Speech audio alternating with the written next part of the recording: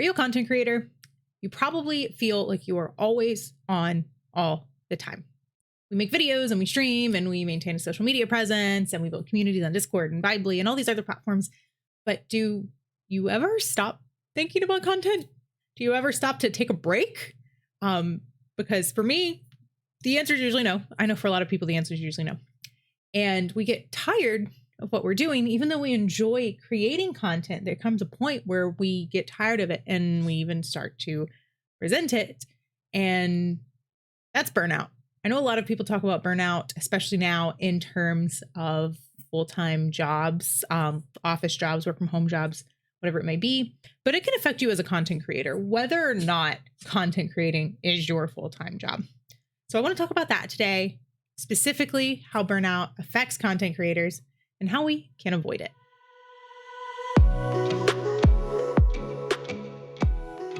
So the first thing I want to talk about is, what is burnout? Basically, this is a form of overexhaustion that is caused by excessive stress. This is caused by working too much, doing too much of the same thing over and over again, and overall just working yourself essentially to death. This can be caused by work. It can be caused by school. It can be caused by relationships. It can be caused by hobbies. Anything you do too much of can cause burnout. The old saying, too much of a good thing can be a bad thing. So what causes this burnout for streamers? Working too much, whether it's focusing on your streaming, social media, community building, anything that goes into being a content creator, planning your videos, planning your streams, networking, all of that can contribute to your burnout. Taking that in consideration, there's also taking on too much emotionally. I know a lot of streamers like to have a really close connection with their community. They really like to get to know those people and give them resources as much as they can. But being too emotionally invested in so many people at one time can really overwhelm you, especially when you have people trauma dumping, when you have people giving too much information, when you have people you don't even know coming to you, wanting this emotional delegation from you. That becomes too much too quickly and leads to burnout. So once you've figured out what's causing your burnout, how can we avoid it in the first place? How do you get to a point where you can recognize you're getting burnt out and it's time to take a break? Number one thing you're going to work on is recognizing your stressors. So if you know what stress feels like for you, if you're getting too tired, if you're getting too wired, you just have too much energy all of the time, you're too anxious, maybe you're getting irritated more often than usual, you're stress eating, you're not eating enough. All of these things can indicate stressors for different types of people. And so knowing how that reflects for you is what's going to matter for you to recognize when you're getting close to burnout. And when you notice you're getting close to that burnout stage, the best thing I can recommend is taking a vacation, taking a break. Take a vacation from your content. Just like any job, a vacation is required for you to continue doing the best work. You need a break. You need to let your brain rest. You need to let your heart rest in a way. And you just need to be able to step back from those things that are causing the stress. If you can, I recommend preparing and scheduling videos or blogs or social media posts, whatever you like during this break. But while you're actually on the break, kind of a full digital detox if you're able. Just don't touch those things and let yourself truly relax. Avoid content creation in any way during this time. Another thing that's going to be really important, not only during this break, but really always, is being kind to yourself. Practice self-care, whatever that means for you. If it's bubble baths, if it's just taking a walk, if it's just making sure that you have your morning routine, your night routine, getting some physical exercising and eating good food, disconnecting from social media when you can, whatever self-care means for you, take the time to employ that in your daily life, not just when you've almost hit a breaking point. After you've taken your vacay from your content creation, from your streaming, from your YouTube videos, whatever it may be, take a look at what you were doing before. Are you trying to post too much? Are you trying to stream too often? Are you too available? Are you letting your community know that you can talk to them 24/7? Are you playing games that don't bring you joy? Look at that and see what was causing those stressors in the first place and cut back on what you can do to reduce that stress so you don't start that cycle over again. What we're trying to do here is avoid burnout. And to do that, we have to recognize what's causing it in the first place and do our best to remove it. So we talked about preventing burnout, but what do you do when you are already burnt out and you need to recover? If it gets too far and you're already fully burnt out, a longer break is probably necessary. You've gotten to a point where you've already hit rock bottom in a sense. You have already been burnt out.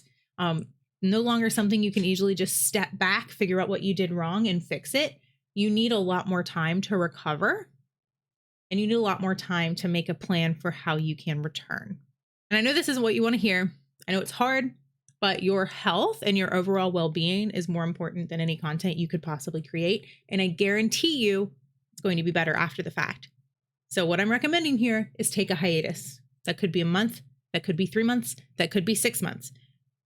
We don't know that in the moment. Essentially, take that time, let people know you're taking a hiatus indefinitely, and the community that you've built around yourself will be there when you return. And if it's not, you can always build a new, better community that supports you and your mental health, which is better in every way.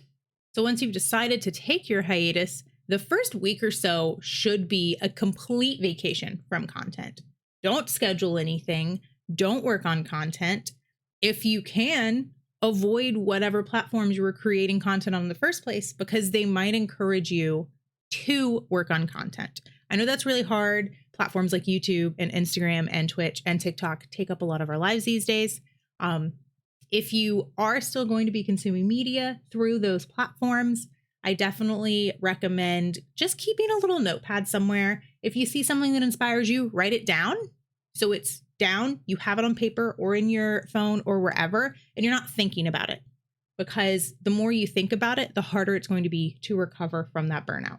After this hiatus, once you've started feeling a little bit better, do not just jump right back into what you were doing before. Because again, we are looking to prevent this from happening again.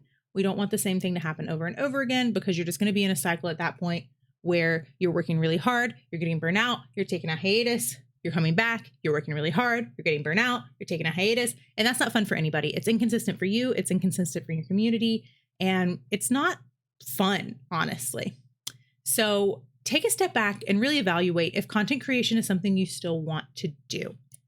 You don't have to be a content creator. I know a lot of people have this ultimate goal about what they want to do and who they want to be, but if it is not bringing you joy, and if you feel relief during this hiatus about not having to focus on your content, it's possible that there might be another path for you. And I would recommend researching that instead, seeing what else you could do with this time versus doing something that you don't like.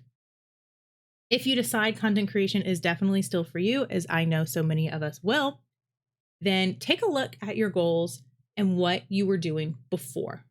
This kind of goes back to what I was talking about earlier. Figure out, were you trying to do too much in too little bit of a time? Figure out what you are capable of doing. Thank you, Rory. Thank you. Rory agrees. Figure out what you're capable of doing. And lay that out. I am a really big fan of figuring out my weekly schedules. I utilize Google Calendar. I've done a video on this before, and I'm more than happy on doing a more in-depth video in the future. I recently started using Notion to plan my weeks and my productivity system, and it has helped me get my life together in a way that I didn't think was possible. So I'm more than happy to do a video on that as well. But basically, you just want to see where your time is going and what you still have time left to do. I have some non-negotiables in my week. So I have a full-time job. I obviously have those hours designated already in my Google Calendar. Then I have schoolwork. I have specific amount of time dedicated to my school in my calendar. I also have me time set aside every single Sunday. I take 4 hours. That is just for me. That is not for working. That is not for school. That is not for content. It is just for me to do whatever I want to do. That is self-care. That is gaming. That is just me spending time with me, whatever I need to do. And again, that's a non-negotiable. I also set aside some time every week for spending time with my friends, for socializing. That way I am still getting that social need without ever feeling like I'm like rushing to catch up with people. Once I have those outlined on my calendar, the rest is time to see where I can fit in my content. That is how I refigured my streaming schedule when I was burnt out, was to see what days I still have available. So now I used to try to stream every weekday, which is a lot when you're going to school and working a full-time job and doing content creation. I used to stream every weekday on Twitch. That was not sustainable for me and obviously quickly led to burnout. So I looked at this calendar after I laid out my non-negotiables and I found, okay, I can stream Sunday mornings because I don't typically do anything Sunday mornings. If I'm doing something Sunday morning, I'll move it Sunday night to right before my me time, right? Easy. If for whatever reason I have to miss that stream, that's fine. Like easy peasy, I'll make it up next week. I also stream every Wednesday night. Those are my set stream days. Sometimes I add in other days, which is always super exciting for the community. We do community nights, we do book club, things like that. For the most part, Sunday and Wednesday are the only days that I stream. And since doing that, I have actually seen an increase in my average viewers on Twitch.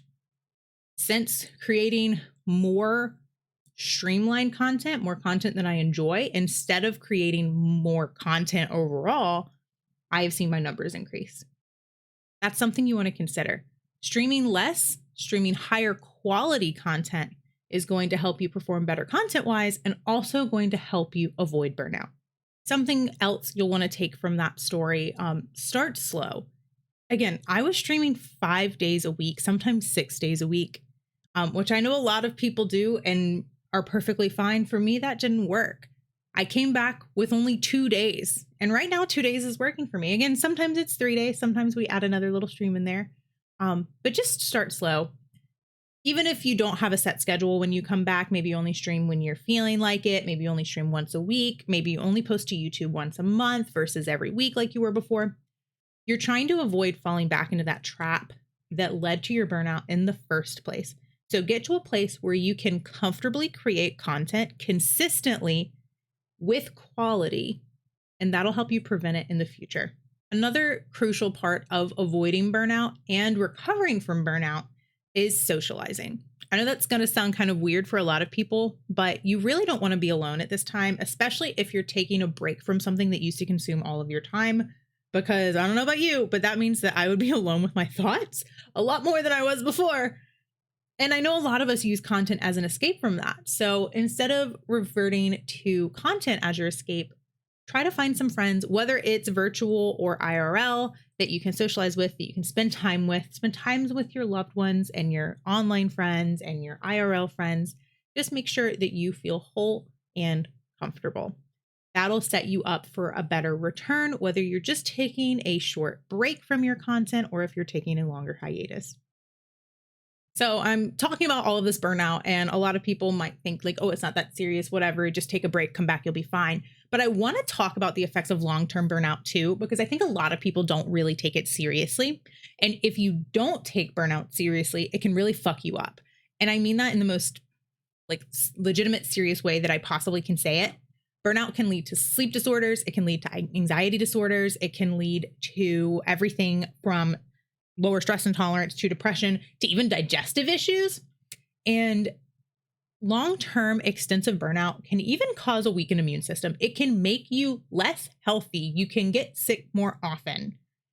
And that's going to make it more difficult for you to achieve not only your content goals, but also your other life goals. So focusing too hard on something in the moment that's causing you stress, in the end, is going to ruin other aspects of your life. And that sounds super intense because it is super intense. So that's why it's so crucial to listen to your body, recognize those stressors when you're feeling them, recognize burnout when it's happening, and if you can, before it's happening, and take those breaks that you need. Again, I know a lot of us go through burnout, and it might not be something that we can ever truly escape just because of this hustle culture that we've created and the sheer amount of people that are in the content creation space these days. But I think it's really important that we focus on taking care of ourselves and then making sure that we are producing high quality content, even if it is less often, both for our own health and for the benefit of our viewers. They definitely want to see better content more than just getting a video every day or a video every week, whatever that may be. I really appreciate you guys for watching this video. Thanks so much for sticking to the end. If you liked this video, make sure you like and subscribe to my channel, and also hit that bell so you get notified when I upload new videos. I will see you guys in the next one.